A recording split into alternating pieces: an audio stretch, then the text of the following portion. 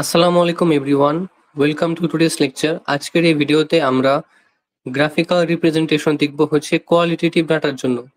তাহলে চলেন দেরি না করে আজকের এই ভিডিও শুরু করা যাক।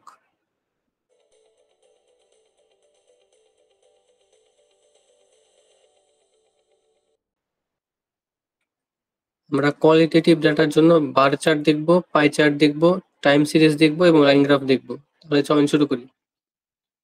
আমরা শুরু করব হচ্ছে বার ডায়াগ্রাম দিয়ে। এরকম সেম একটা এক্সাম্পল আমরা এর আগের ভিডিওতে করেছিলাম। তো এখানে একটা শপে লাস্ট উইকে ডিফারেন্ট সাইজের কতগুলা শু সেল হয়েছে সেটা সম্পর্কে এখানে বলা আছে। তো এখান থেকে আমরা দেখতে পাচ্ছি আমাদের এখানে এস সাইজের শু আছে, এম সাইজের শু আছে এবং এল সাইজের শু আছে। এবং এস সাইজের কয়টা শু সেল হয়েছে, এম সাইজের কয়টা শু সেল হয়েছে এবং এল সাইজের কয়টা শু সেল হয়েছে সেগুলো আমরা এখান থেকে বের করে নিয়েছি। তো টোটাল শু সেল হয়েছে হচ্ছে 34টা। এখন এটাকে আমরা হচ্ছে বার ডায়াগ্রামে কিভাবে প্রকাশ করব সেটা আমরা দেখে নিই। এখান থেকে আমরা এখানে একটা ফিগার দেখতে পাচ্ছি যেখানে আমরা এক্স অক্ষ বরাবর আমরা বসাবো হচ্ছে ক্যাটাগরি গুলোকে, অর্থাৎ আমাদের শু সাইজ যেটা আছে। তাহলে আমরা এক্স অক্ষ বরাবর কি বসাবো, আমরা এক্স অক্ষ বরাবর বসাবো হচ্ছে ক্যাটাগরিজ, অর্থাৎ আমাদের যে শু এর সাইজের যে বিভিন্ন ক্যাটাগরি আছে সেটাকে আমরা এক্স অক্ষ বরাবর বসাবো। এবং ওয়াই অক্ষ বরাবর আমরা বসাবো হচ্ছে ফ্রিকোয়েন্সি, অর্থাৎ আমাদের যে নাম্বার অফ শুজ আছে সেটাকে আমরা ওয়াই অক্ষ বরাবর বসাবো। এখানে আমরা দুই ঘর ধরে হচ্ছে কাজ করেছি। তো আমরা প্রথমে এস এর জন্য বসাবো, এস এর জন্য আমরা পাচ্ছি হচ্ছে 12, তাহলে আমরা 12 দিয়ে একটা বার রেখে নিলাম। এরপরে এম এর জন্য আমরা পাচ্ছি হচ্ছে 15, তো 15-র জন্য আমরা একটা বার রেখে নিলাম। এবং একইভাবে এল এর জন্য আমরা পেয়েছি হচ্ছে 7, তো 7-এর জন্য আমরা একটা বার রেখে নিলাম। এটা দেখতে কিছুটা হিস্টোগ্রামের মতো হলেও এটা কিন্তু হিস্টোগ্রামের মতো না, এটা অনেক ডিফারেন্স আছে। তো বার ডায়াগ্রাম এবং হিস্টোগ্রামের মধ্যে আমরা একটা ডিফারেন্স পড়বো, এটা আমরা একদম শেষের দিকে পড়বো। এই ডিফারেন্সটা খুব গুরুত্বপূর্ণ। তো আশা করি বার ডায়াগ্রাম কিভাবে আঁকতে হবে সেটা আপনারা বুঝতে পেরেছেন। আমরা তার পরেরটাতে যাচ্ছি, পাই চার্ট। এখন আমরা দেখবো হচ্ছে পাই চার্ট। এখন সেম এক্সাম্পলের জন্য আমরা এখান থেকে পাই চার্ট বের করবো। তো পাই চার্ট বের করার জন্য আমাদের একটা জিনিস খুবই গুরুত্বপূর্ণ, সেটা হচ্ছে আমাদের ডিগ্রি বের করে নিতে হবে। পাই চার্ট আমরা চাইলে পার্সেন্টেজ দিয়েও বের করতে পারি। পার্সেন্টেজ দিয়ে যদি আমরা এটার জন্য পাই চার্ট আঁকি তাহলে আমাদেরকে এখানে পার্সেন্টেজ বের করে নিতে হবে। তো পার্সেন্টেজ বের করার জন্য ফর্মুলা কি হবে, আমাদের ফ্রিকোয়েন্সিকে আমাদের যে নাম্বার অফ অবজারভেশন আছে সেটাকে যদি ভাগ দিয়ে আমরা 100 দ্বারা গুণ করি তাহলে আমরা পেয়ে যাবো হচ্ছে পার্সেন্টেজ, অর্থাৎ আমাদের যে ফ্রিকোয়েন্সি আছে সেটাকে নাম্বার অফ অবজারভেশন দ্বারা ভাগ করে আমরা 100 দিয়ে যদি মাল্টিপ্লাই করি তাহলে আমরা পেয়ে যাবো হচ্ছে পার্সেন্টেজ। তো একইভাবে হচ্ছে এবার পার্সেন্টেজ বের করা আছে। এখন পার্সেন্টেজ দিয়ে আঁকার জন্য আমরা হচ্ছে এভাবে একটা সার্কেলকে নিব, আমরা হচ্ছে এটা কম্পাস থেকে নেব। এরপর হচ্ছে আমরা এটাকে 4টা ভাগে ভাগ করব, আমরা 25 করে 4টা ডিফারেন্ট ভাগে ভাগ করব। এরপর আমরা এখান থেকে পার্সেন্টেজটাকে বসাবো। এখন প্রথমে আমরা দেখতে পাচ্ছি যে আমাদের এস এর জন্য আছে হচ্ছে 35। তো 35টা আমরা কিভাবে আঁকতে পারি, এখানে এতটুকু ঘর আমার 25-এর জন্য আছে। তো এখান থেকে আমি যদি কিছুটা করে বাড়িয়ে দিই তাহলে এটা হয়ে যাবে হচ্ছে 35। এই এতটুকু পোর্শন হচ্ছে 35-এর জন্য। এখন তারপরে এম এর জন্য হচ্ছে 44 এবং এল এর জন্য হচ্ছে 21। এই 21টা আমরা এখানে খুব সহজে বসাতে পারবো। আমাদের এই ঘরে আছে হচ্ছে 25, আমরা এই এস সাইজের জন্য আমরা এখান থেকে যদি 4 নিয়ে নিই তাহলে এখানে থেকে যাবে হচ্ছে 21, তাহলে এখানে আমরা 21টা বসাতে পারবো এবং বাকি যে এই জায়গাটুকু আছে সেটা হবে হচ্ছে 44%, সেটা এখানে বলা আছে। এভাবে আমরা করব যখন আমরা পার্সেন্টেজের মাধ্যমে বের করব। এছাড়া আমরা যদি ডিগ্রির মাধ্যমে বের করতে চাই তাহলে আমরা ডিগ্রির মাধ্যমে বের করতে পারবো।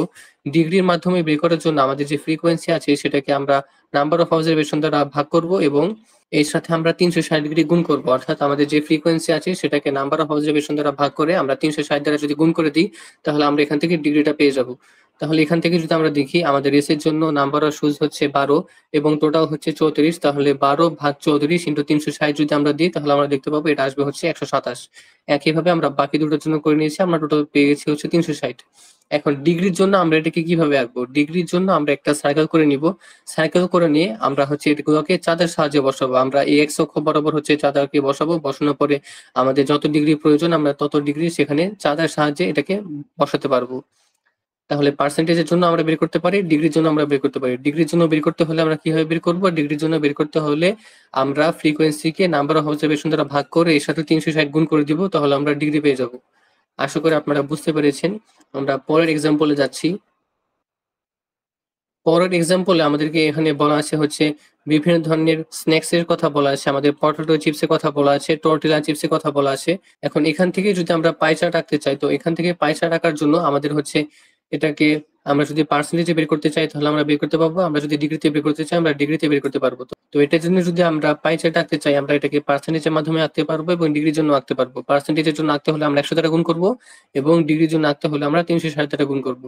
এখন এটা আঁকার ক্ষেত্রেও সেম ভাবে আমরা এখান থেকে পার্সেন্টেজ এবং ডিগ্রি বের করে নিব আমাদের যে ডাটাটা দেওয়া আছে সেখান থেকে।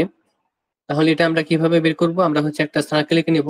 সার্কেল আঁকার পরে এখানে পার্সেন্টেজের মাধ্যমে দেখানো আছে, তো আমরা পার্সেন্টেজ গুলো বের করে নিব। এরপরে আমরা এগুলোকে 4টা ভাগে ভাগ করে নিয়ে 25 25 25 25 এভাবে 4টা ভাগে ভাগ করে নিয়ে এরপরে আমাদের যতগুলো ভাগ প্রয়োজন ততগুলো ভাগ আকারে আমরা এখানে পার্সেন্টেজ বসিয়ে দিতে পারবো। এছাড়া আমরা যদি চাই ডিগ্রির সাহায্যে বসাবো তাহলে আমরা ডিগ্রির সাহায্যে বের করতে পারি। ডিগ্রির সাহায্যে বের করার জন্য আমাদেরকে চাঁদার প্রয়োজন হবে।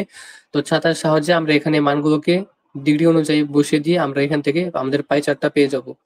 তো আশা করি আপনারা এটা বুঝতে পেরেছেন। এগুলো করার জন্য আপনাদের অবশ্যই প্র্যাকটিস করা প্রয়োজন হবে, আপনারা অবশ্যই এগুলো প্র্যাকটিস করবেন।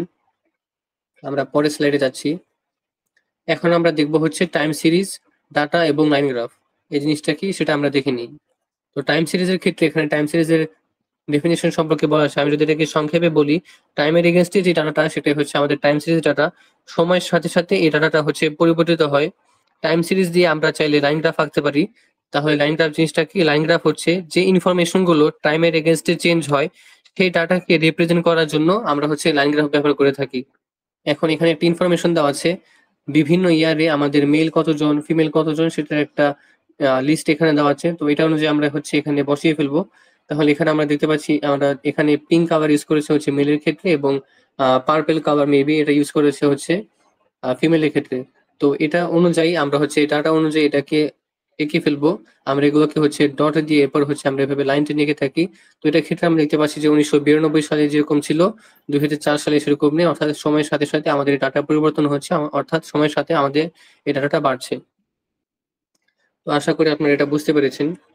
এরপরে এখন আমরা কেন ডায়াগ্রাম গুলো শিখবো, অর্থাৎ আমরা কেন বার চার্ট শিখবো, কেন হিস্টোগ্রাম শিখবো, কেন পাই চার্ট শিখবো, এগুলো জিনিস আমরা এখান থেকে দেখতে পারবো। তো এখানে ইউজেস অফ বিভিন্ন ডায়াগ্রাম, অর্থাৎ uses of bar chart, uses of histogram, uses of pie chart এগুলো সম্পর্কে দেওয়া আছে। এগুলো আপনারা একটু কষ্ট করে পড়ে নেবেন। নেক্সট স্লাইডে যাচ্ছি। এখন যে জিনিসটা আমি শুরুর দিকে বলেছিলাম যে আমাদের হিস্টোগ্রাম এবং বার ডায়াগ্রাম এই দুটোর মধ্যে পার্থক্য করতে হবে। এই দুটো পার্থক্য ভেরি ইম্পর্টেন্ট। তো হিস্টোগ্রাম আমরা দেখি কন্টিনিউয়াস ফ্রিকোয়েন্সির জন্য এবং আমরা বার ডায়াগ্রাম দেখি কোয়ালিটেটিভ ডাটার জন্য।